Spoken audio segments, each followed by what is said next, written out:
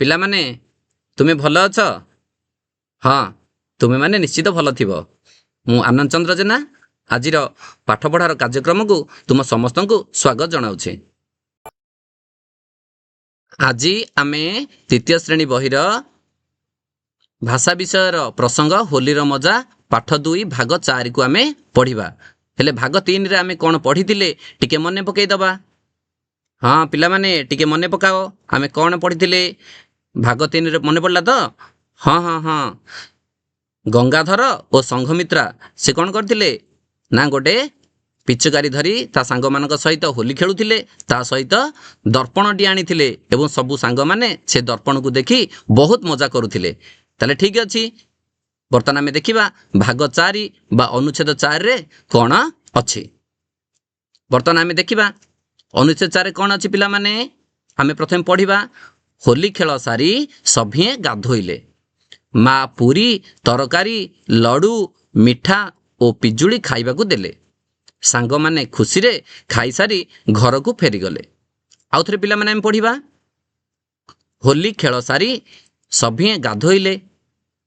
ମା ପୁରୀ, ତରକାରୀ, ଲଡ଼ୁ, ମିଠା ଓ ପିଜୁଳି ଖାଇବାକୁ ଦେଲେ। ସାଙ୍ଗମାନେ ଖୁସିରେ ଖାଇସାରି ଘରକୁ ଫେରିଗଲେ। ପିଲାମାନେ ଏବେ ତ ଆମେ ପ୍ରସଙ୍ଗଟିକୁ ଦେଖିଲେ। ଏବେ ଆମେ ଗୋଟିଏ ଗୋଟିଏ ବାକ୍ୟ ନେଇ ଆମେ ଦେଖିବା। ପିଲାମାନେ ଦେଖ, ସେ ଯେଉଁ ଚିତ୍ରଟି ଅଛି ସେ ଚିତ୍ରରେ କ'ଣ ଅଛି ନା ହୋଲି ଖେଳ ସାରି ସଭିଏଁ ଗାଧୋଇଲେ। ଅର୍ଥାତ୍ କ'ଣ ନା ଗଙ୍ଗାଧର ଏବଂ ସଂଘମିତ୍ରା ସେ କ'ଣ କରିଛନ୍ତି ତାଙ୍କ ସାଙ୍ଗମାନଙ୍କ ସହିତ ପୋଖରୀରେ ଯାଇକି ଗାଧୋଉଛନ୍ତି। କାହିଁକି ନା ହୋଲି ସମୟରେ ତାଙ୍କ ଦେହରେ କ'ଣ ଥିବ, ବିଭିନ୍ନ ପ୍ରକାର ରଙ୍ଗ ଲାଗିଥିବ। ତେଣୁକରି ରଙ୍ଗ ତ ଲାଗିଲେ ଦେହ ପାଇଁ ଖରାପ। ତେଣୁକରି ସମସ୍ତେ ଯାଇ କ'ଣ କରିଛନ୍ତି ନା ଯାଇ ଗାଧୋଉଛନ୍ତି। ଦେଖିବା ତାପରେ କ'ଣ ଅଛି। କ'ଣ କରୁଛନ୍ତି ନା ମା ପୁରୀ, ତରକାରୀ, ଲଡ଼ୁ, ମିଠା ଓ ପିଜୁଳି ଖାଇବାକୁ ଦେଲେ। ଦେଖ ମା ଦେଖ ରୋଷେଇଶାଳରେ ଅଛନ୍ତି, ରୋଷେଇ କରିଦେଉଛନ୍ତି। କେତେ ଶ୍ରଦ୍ଧାରେ ରୋଷେଇ କରୁଛନ୍ତି। କାହା ପାଇଁ ରୋଷେଇ କରୁଛନ୍ତି ନା ଗଙ୍ଗାଧର, ସଂଘମିତ୍ରା ଓ ତା ସାଙ୍ଗମାନଙ୍କ ପାଇଁ କ'ଣ ରୋଷେଇ କରୁଛନ୍ତି ଦେଖିଲ? ପୁରୀ, ତରକାରୀ, ଲଡ଼ୁ, ମିଠା ଓ ପିଜୁଳି ଖାଇବାକୁ ଦେଉଛନ୍ତି। ତାପରେ ଦେଖିବା ପିଲାମାନେ, ତାପରେ କ'ଣ ଅଛି ସାଙ୍ଗମାନେ ଖୁସିରେ ଖାଇସାରି ଘରକୁ ଫେରିଗଲେ। ତୁମେମାନେ ଯେତେବେଳେ ହୋଲି ଖେଳ କେତେ ମଜା କରୁଥାଅ, ଠିକ୍ ନା? ମଜା କରିସାରିଲା ପରେ କ'ଣ କର? ମିଠା ଖାଅ ନା? ହଁ, ଠିକ୍ ସେମିତି ଗଙ୍ଗାଧରଙ୍କ ମା କ'ଣ କରିଛନ୍ତି ତା ସାଙ୍ଗମାନଙ୍କୁ ମିଠା ଦେଇଛନ୍ତି ଖାଇବାକୁ ଏବଂ ସାଙ୍ଗମାନେ କ'ଣ କରିଛନ୍ତି ନା ଖୁସିରେ ଖାଇସାରି ନିଜ ନିଜ ଘରକୁ ଚାଲି ଯାଇଛନ୍ତି। ତାପରେ ଦେଖିବା କ'ଣ ଅଛି। ଏବେ ପିଲାମାନେ ଆମେ ତ ଭାଗ 4କୁ ଦେଖିଲେ, ଗୋଟେ ଅନୁଚ୍ଛେଦ ପଢ଼ିଲେ। ତୁମେମାନେ ବି ଭଲ ଭାବରେ ବୁଝିପାରିଲ। ହେଲେ ତମେ ବୁଝିଲ କି ନାହିଁ ଦେଖିବା। ହୋଲି ଖେଳ କରି ସଭିଏଁ କ'ଣ କଲେ ଟିକେ ମନେ ପକେଇଲ। ହୋଲି ଖେଳ କରି ସଭିଏଁ କ'ଣ କଲେ? ହଁ, ଠିକ୍ ଉତ୍ତର ଦେଲ। ଓ ଚିତ୍ର ମନେ ପକେଇ କହୁଛ? ହଁ, ଗାଧୋଇଲେ। ସେ ଯେଉଁ ଚିତ୍ରଟାକୁ ଟିକେ ମନେ ପକେଇଲ ନା? ସମସ୍ତେ ଗାଧୋଉଥିଲେ ତ? ହଁ, ଠିକ୍ ଉତ୍ତର ଦେଇଛ। ଦେଖିବା ପରବର୍ତ୍ତୀ ପ୍ରଶ୍ନ କ'ଣ ଅଛି। ମା କାହାକୁ ଖାଇବାକୁ ଦେଲେ? ମନେ ପକାଅ, ମା କାହାକୁ ଖାଇବାକୁ ଦେଲେ? ହଁ, ଠିକ୍ ଉତ୍ତର ଦେଇଛ। ସାଙ୍ଗମାନଙ୍କୁ ଖାଇବାକୁ ଦେଲେ। କାହାର ସାଙ୍ଗମାନେ ଟିକେ ମନେ ପକେଇଦେଲ? ଗଙ୍ଗାଧର ଓ ସଂଘମିତ୍ରାର ସାଙ୍ଗମାନଙ୍କୁ ଖାଇବାକୁ ଦେଲେ। ଠିକ୍ ଅଛି। ଦେଖିବା ତାପର ପ୍ରଶ୍ନ, କିଏ ଖାଇବାକୁ ଦେଲେ? ଯେଉଁ ସାଙ୍ଗମାନେ ଖାଇଲେ ତାଙ୍କୁ କିଏ ଖାଇବାକୁ ଦେଲେ? ହଁ, ମା ଖାଇବାକୁ ଦେଲେ। ତାହେଲେ ଦେଖିବା, ତାହେଲେ ଦେଖିଲେ ଯେ ହୋଲି ଖେଳ କରି ସଭିଏଁ କ'ଣ କଲେ ନା ଗାଧୋଇଲେ। ଗାଧୋଇ ସାରିକି ତାପରେ ମା କ'ଣ ଖାଇବାକୁ ଦେଇଥିଲେ? କାହାକୁ ଦେଇଥିଲେ ଖାଇବାକୁ? ନା ସାଙ୍ଗମାନଙ୍କୁ ଦେଇଥିଲେ। ତାହେଲେ କିଏ ଖାଇବାକୁ ଦେଇଥିଲେ? ମା। ତମେ ସୁନ୍ଦର ଉତ୍ତର ଦେଇଛ। ତାପରେ ଦେଖିବା କ'ଣ ଅଛି। ଆଉ କିଛିଟି ପ୍ରଶ୍ନ ଅଛି ଦେଖିବା। ମା ସାଙ୍ଗମାନଙ୍କୁ କ'ଣ ଖାଇବାକୁ ଦେଲେ? ହଁ, ଠିକ୍ ଉତ୍ତର ଦେଲ। ପୁରୀ, ତରକାରୀ, ଲଡ଼ୁ, ମିଠା ଓ ପିଜୁଳି ଖାଇବାକୁ ଦେଲେ। ତାପରେ କ'ଣ ଅଛି ଦେଖିବା। କେଉଁମାନେ ଖୁସିରେ ଘରକୁ ଫେରିଲେ? ହଁ, ସାଙ୍ଗମାନେ ଖୁସିରେ ଘରକୁ ଫେରିଲେ। ଆଚ୍ଛା, ସାଙ୍ଗମାନେ ଖୁସିରେ ଖାଇସାରି କେଉଁଠିକୁ ଫେରିଲେ? ମନେ ପକାଇଲ। ସାଙ୍ଗମାନେ ତ ଖାଇଲେ, ତାପରେ କେଉଁଠି ଓହୋ କହିସାରିଲଣି ଘରକୁ ଫେରିଲେ ଆଚ୍ଛା ଠିକ୍ ଅଛି। ଏବେ ଦେଖିବା ଆଉ କିଛି ପ୍ରଶ୍ନ। ପଢ଼ ଓ ଲେଖ। ପିଲାମାନେ ଆମେ ଦେଖିବା ବର୍ତ୍ତମାନ କ'ଣ ଲେଖା ହେଇଛି ସଂଘପତି। ତାହେଲେ ଆମେ ଲେଖିବା ସଂଘପତି। ତୁମେମାନେ ବି ଖାତାରେ ଲେଖ ସଂଘପତି। ତାପରେ କ'ଣ ଅଛି ସଂଘ ସଭା। ହଁ ସଂଘ ସଭା ଯୋଉଟାକି ତୁମେମାନେ ବି ଲେଖିବ। ଏବଂ ତାପରେ କ'ଣ ଅଛି ସଂଘ ନାୟକ। ହଁ ସଂଘ ନାୟକ ଖାତାରେ ଲେଖିବ। ସଂଘ ସେବା। ହଁ ସଂଘ ସେବା। ତାହେଲେ ଆମେ କ'ଣ କ'ଣ ଦେଖିଲେ ସଂଘପତି, ସଂଘ ସଭା, ସଂଘ ନାୟକ, ସଂଘ ସେବା। ଠିକ୍ ଅଛି ପିଲାମାନେ ଦେଖିବା ତାପରେ ଅଙ୍ଘ ଯୁକ୍ତାକ୍ଷର ଯୋଉଠି ଅଛି ଆମେ ତା ତଳେ ଗାର ଟାଣିବା ଓ ଲେଖିବା। ପ୍ରଥମ ଶବ୍ଦଟି ପିଲାମାନେ କ'ଣ ଅଛି ଦେଖିବା ଟିକେ ପଢ଼ିଲ। ହଁ ସଂଘ ନୀତି। ଆଚ୍ଛା ତାହେଲେ ଆମେ ଲେଖିବା ସଂଘ ନୀତି। ତା ଭିତରେ ଗାର କୋଉଠି ପକେଇବା ଘ ଯୋଉଠି ଅଛି ଯେମିତିକି ସଂଘ ନୀତି ଘ ତଳେ ଆମେ ଗାର ଦେଇଛନ୍ତି। ତାପରେ କ'ଣ ଅଛି ସଂଘ ପତ୍ର ଏବଂ ସଂଘପତ୍ର ଲେଖିବା ଆମେ ତାହେଲେ ସଂଘପତ୍ର। ହଁ ଗାର କୋଉଠି ଦେବା ପିଲାମାନେ ଘ ଯୁକ୍ତାକ୍ଷର ଯୋଉଠି ଅଛି ତାହେଲେ ସଂଘ ପତ୍ର ଘ ତଳେ ଆମେ ଗାର ଦେବା। ଏବଂ ତାପରେ କ'ଣ ଅଛି ସଂଘ କାର୍ଯ୍ୟ ଲେଖିବା ଆମେ ସଂଘ କାର୍ଯ୍ୟ ଏବଂ ଘ ତଳେ ଆମେ ଦେବା ଯେମିତି ସଂଘ ଘ ଯୋଉଠି ଅଛି ତା ତଳେ ଆମେ ଗାର ଦେବା।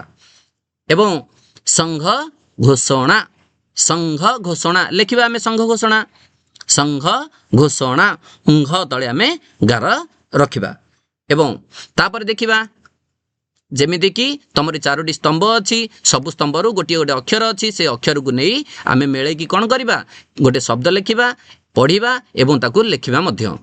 ଯେମିତିକି କ'ଣ ହବ ପିଲାମାନେ ସଂଘ ଖେଳ ଆମେ ଲେଖିବା ସଂଘ ଖେଳ। ଏବଂ ତାପରେ ଦେଖିବା ସଂଘ ମେଳା ସଂଘ ମେଳା। ତାପରେ କ'ଣ ଦେଖିବା ସଂଘ ଗୀତ ସଂଘ ଗୀତ। ତାପରେ ଦେଖିବା ସଂଘ ପ୍ରୀତି ସଂଘ ପ୍ରୀତି।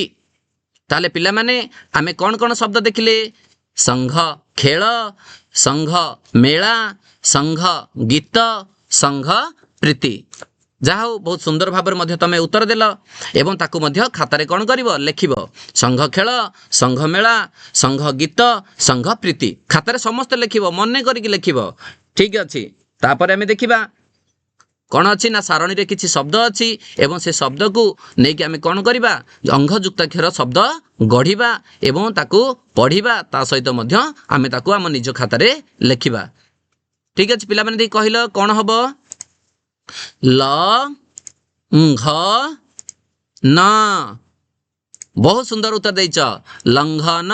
ପିଲାମାନେ ଖାତାରେ ବି ଲେଖିଦେବ ଲ ଘ ନ ଲଙ୍ଘନ। ତାପରେ କ'ଣ କରିବା ହଁ ସଂଘ ସଂଘତି ହଁ ସଂଘତି।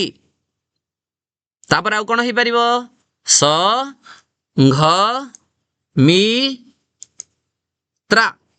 କ'ଣ ହେଲା ପିଲାମାନେ ସଂଘ ମିତ୍ରା। ତାହେଲେ ଆମେ କ'ଣ କ'ଣ ଶବ୍ଦ ବର୍ତ୍ତମାନ ତିଆରି କଲେ ଲଙ୍ଘନ, ସଂଘତି, ସଂଘ ମିତ୍ରା। ତାହେଲେ ଏଇ 3ଟି ଶବ୍ଦ କ'ଣ କରିବ ନିଜ ନିଜ ଖାତାରେ ଲେଖିବ। ଠିକ୍ ଅଛି ପିଲାମାନେ ଏବେ ଦେଖିବା ଅଙ୍ଘ ଯୁକ୍ତାକ୍ଷର ଚାରିପଟେ ଆମେ ଗୋଲ ବୁଲାଇ ପଢ଼ିବା ଓ ତାକୁ ଲେଖିବା। ପ୍ରଥମ ଶବ୍ଦଟି କ'ଣ ଅଛି ସଂଘର୍ଷ। ପଢ଼ ସଂଘର୍ଷ ଏବଂ ଖାତାରେ ଆମେ ମଧ୍ୟ ଲେଖିବା ସଂଘର୍ଷ। କୋଉଠି ପିଲାମାନେ ଆମେ ଗୋଲ ବୁଲେଇବା ଘ ପାଖରେ। ଦେଖ ଆମେ କ'ଣ କରୁଛେ ଲାଲ ରଙ୍ଗରେ ଗୋଲ ବୁଲେଇ ଦେଲେ ହଁ ସଂଘର୍ଷ ଘ ପାଖରେ ଆମେ ଗୋଲ ବୁଲେଇଲେ। ଏବଂ ଦ୍ୱିତୀୟ ଶବ୍ଦଟି କ'ଣ ଅଛି ହଁ ସଂଘୀୟ। ହଁ ଠିକ୍ ଅଛି। ତାହେଲେ ଆମେ କ'ଣ କରିବା ପ୍ରଥମେ ଖାତାରେ ଲେଖିଦେବା ସଂଘୀୟ। ତାହେଲେ ଗୋଲ କୋଉଠି ବୁଲେଇବା ଘ ଯୁକ୍ତାକ୍ଷର ଯୋଉଠି ଅଛି ଯେମିତିକି ଏଠି ଘି ହେଇକି ଅଛି। ହଁ ଠିକ ଅଛି। ସଂଘୀୟ ଘି ପାଖରେ ଆମେ କ'ଣ କରିବା ନା ଆମେ ଗୋଲ ବୁଲେଇବା। ତାପରେ କ'ଣ ଅଛି ସଂଘ ନେତା। ଖାତାରେ ଲେଖ। ହଁ ସଂଘ ନେତା। ଘ ପାଖରେ ଆମେ ଗୋଲ ବୁଲେଇବା। ଘ କ'ଣ ସେ ଅଛି ଯୁକ୍ତାକ୍ଷର ନାଇଁ। ହଁ ତାପରେ ଦେଖିବା ଆମେ ସଂଘ ସଦସ୍ୟ। ଖାତାରେ ଲେଖ। ସଂଘ ସଦସ୍ୟ କୋଉଠି ଆମେ ଗୋଲ ବୁଲେଇବା ଘ ପାଖରେ ବୁଲେଇବା। ସଂଘ ସଦସ୍ୟ ଘ ପାଖରେ ଆମେ କ'ଣ କଲେ ଗୋଲ ବୁଲେଇଲେ। ଠିକ ଅଛି ପିଲାମାନେ। ତାପରେ ଆମେ ଦେଖିବା ଆମେ ଏବେ ହୋଲି ବିଷୟରେ ତ ପଢୁଥିଲେ, ହୋଲିର ମଜା ବିଷୟ ପଢୁଥିଲେ, ଅନୁଚ୍ଛେଦ 4 ପର୍ଯ୍ୟନ୍ତ ପଢି ସାରିଲେଣି। ତାହେଲେ ହୋଲି ଖେଳ ସମୟରେ ଆମେ କି ପ୍ରକାର ସାବଧାନତା ଅବଲମ୍ବନ କରିବା। ଆମେ ଯେତେବେଳେ ଖେଳୁଛେ ଆମେ ନିଜେ ନିଜେ ବହୁ ଦୁଷ୍ଟ ହେଉଛେ, ତାହେଲେ ଆମେ କ'ଣ କ'ଣ ସାବଧାନତା ହେବା ଦରକାର ଯାହାଫଳରେ କି ଆମର କୌଣସି ଅସୁବିଧା ହେବ ନାହିଁ। ଯେମିତିକି ପ୍ରାକୃତିକ ରଙ୍ଗ ବ୍ୟବହାର କରିବା। ଆମେ ଯଦି ପ୍ରାକୃତିକ ରଙ୍ଗ ବ୍ୟବହାର କରିବା ତାହେଲେ ଆମ ଶରୀରର କୌଣସି କ୍ଷତି ହେବ ନାହିଁ। ତାପରେ କ'ଣ କରିବା ଆଖି ନାକ ଓ ମୁହଁକୁ ସୁରକ୍ଷା ଦେବା। ତା ସହିତ ଖୋଲା ତାର ବା ଯନ୍ତ୍ରପାତି ପାଖରେ ଖେଳିବା ନାହିଁ। ତୁମେମାନେ ମନ ଇଚ୍ଛା ଯାଇ କେଉଁଠି ନା କେଉଁଠି ଖେଳୁଛ, କେବେ ଖୋଲା ତାର ବା ଯନ୍ତ୍ରପାତି ପାଖରେ କେବେ ଖେଳିବ ନାହିଁ। ତା ସହିତ କ'ଣ କରିବ ଖେଳିବା ସମୟରେ ସତର୍କ ହୋଇ ଖେଳିବା। ମନ ଇଚ୍ଛା କାହାକୁ କୌଣସି ଜାଗାରେ ଆମେ ରଙ୍ଗ ବୋଳିବା ନାହିଁ କି କେବେ ବି ହେଲେ ମନ ଇଚ୍ଛା ବାପା ମାଙ୍କ କଥା ବି ଶୁଣିବା ଦରକାର ଏବଂ ନିଜ ଶରୀରକୁ ଦାୟିତ୍ୱ ନେବା ଦରକାର। ତା ସହିତ ଆମେ ପାଣିର ଅପଚୟ କରିବା ନାହିଁ। ପାଣି ଆମ ସମସ୍ତଙ୍କ ପାଇଁ ନିହାତି ଦରକାର ଅଛି। ହେଲେ ଆମେ ଆଜି କ'ଣ ଶିଖିଲେ ପିଲାମାନେ? କ'ଣ ଶିଖିଲେ ନା ଘ ଯୁକ୍ତାକ୍ଷର ଚିହ୍ନିଲେ, ତା ସହିତ ଘ ଯୁକ୍ତାକ୍ଷର ଯୁକ୍ତ ଗଢ଼ିଲେ, ପଢ଼ିଲେ ଓ ଲେଖିଲେ ଏବଂ ପ୍ରସଙ୍ଗ ଆଧାରିତ ସରଳ ପ୍ରଶ୍ନର ଉତ୍ତର ମଧ୍ୟ ଦେଲେ। ତା ସହିତ ପ୍ରସଙ୍ଗ ଉଦ୍ଦେଶ୍ୟ ସମ୍ପର୍କରେ କଥା ହେଲେ ଓ ଆଲୋଚନା କରିଲେ। ଏବଂ ଆଜି ତୁମମାନଙ୍କ ପାଇଁ କିଛି କାମ ଅଛି। ତାହେଲେ ଦେଖିବା ତୁମମାନଙ୍କ ପାଇଁ କ'ଣ କାମ ଅଛି। ଘ ଲଗାଇ 10ଟା ଶବ୍ଦ ତମ ନିଜ ଖାତାରେ ଲେଖିକି ଆଣିବ ଏବଂ ଦେଖାଇବ। ପିଲାମାନେ ଆଜିର ଯେଉଁ ଅନୁଚ୍ଛେଦ 4 ବା ଭାଗ 4 ପଢ଼ିଲେ ତୁମେମାନେ ସୁନ୍ଦର ଉତ୍ତର ଦେଲ। ତେଣୁ ତୁମ ସମସ୍ତଙ୍କୁ ବହୁତ ବହୁତ ଧନ୍ୟବାଦ। ଖୁସିରେ ଶିଖିବା ସମସ୍ତଙ୍କର ଅଧିକାର। ନମସ୍କାର।